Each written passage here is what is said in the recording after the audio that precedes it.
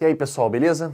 Bem, seguinte, cara, a gente trabalhou aí com a primeira lei da termodinâmica, né? A gente viu que era o ΔU, que era a variação de energia interna. A gente viu que era o trabalho, né? Que o trabalho dependia de uma variação de volume. Se o volume aumentasse, foi o gás que empurrava o êmbolo, era o gás que empurrava o êmbolo, e o trabalho era positivo, ok? Se o êmbolo empurrasse o gás, gerando uma diminuição do volume, o trabalho era realizado sobre o gás e o gás tinha um trabalho negativo. Ok? Beleza. E a gente viu o calor, né? Calor positivo. Nós tínhamos o calor recebido e o calor negativo era um calor cedido. Beleza. Relacionamos essas três grandezas físicas através da primeira lei da termodinâmica, que dizia que ΔU é calor menos trabalho. Se a gente inverter um pouquinho essa ordem, a gente vê que calor, né, é ΔU mais trabalho. De novo, ó. Trabalho relacionado à variação de volume, o volume poderia aumentar ou diminuir, e o ΔU relacionado à variação de temperatura, a variação de energia interna, né, a agitação da molécula.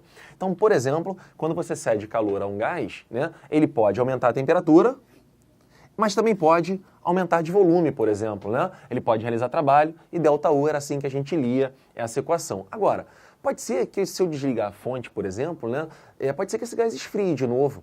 Pode ser que o êmbolo volte para a posição inicial, ou seja, esse processo aqui é um processo altamente reversível para a gente, né? A primeira lei da termodinâmica ela é enunciada com essa ideia, mas ela é enunciada a fim de processos reversíveis, processos que podem voltar ao seu estado inicial, conservação de energia do sistema, tudo bem? Agora, a gente sabe que na prática, esses processos na prática, no dia a dia, eles praticamente não existem, os reversíveis, certo, gente? Por exemplo, se eu pego um prato e jogo no chão, ele quebra, junta todas as partes de forma precisa e tenta colar, cara. Ele não vai ficar igual ao prato original, né? Tem uma historinha da termodinâmica até que a gente pode contar, né? Essa ideia para retratar o processo irreversível. É assim, pega milho, joga na panela com manteiga, faz lá aquele milhozinho com manteiga, deixa esquentar bastante. O que vai acontecer, gente? A agitação das moléculas no interior do milho vai ser tão grande, tão grande, tão grande, que aquele milho vai virar pipoca, né? Aquilo só aconteceu devido à grande temperatura atingida pelo interior daquele núcleo, daquele grão. Tudo bem? Beleza, então a temperatura chegou num estágio e o milho virou pipoca. Agora faz o seguinte, pega essa pipoca, deixa em cima da pia. Vai ou não vai voltar a temperatura inicial do milho? Mas a pipoca vai virar milho? Não, porque esse processo não é reversível, é o processo irreversível. Na verdade, a termodinâmica ela enuncia que tudo na prática, tudo na vida, tem rendimento inferior a 100%. E se tudo tem rendimento inferior a 100%, por menor que seja, existem perdas. E se existem perdas, os processos nem sempre são reversíveis. Na sua grande maioria, na sua enorme maioria, poderia dizer eu, os processos são irreversíveis. Existe a possibilidade do milho virar pipoca? Pode até ser, mas tende a zero.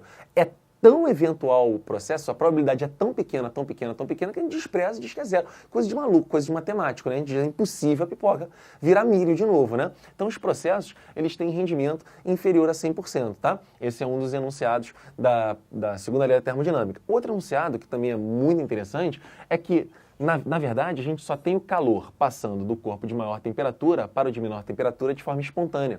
Então, o calor só pode migrar sempre do de maior temperatura para o de menor temperatura. Isso de forma espontânea.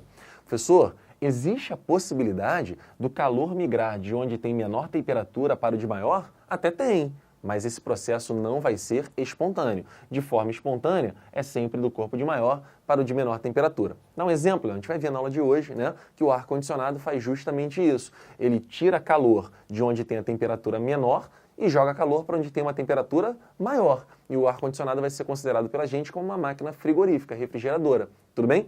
De tal maneira que para que aconteça esse processo, vou ter que gastar uma energia. No nosso caso, vai ter que pagar uma continha de luz lá para que o processo seja forçado, para que ele aconteça, ok?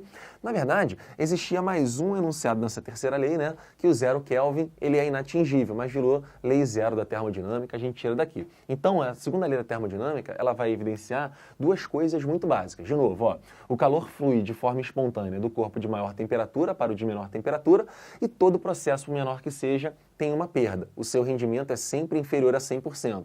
Não pode ser jamais 100%. Legal? E como é que a gente vai aplicar isso? Basicamente em duas máquinas.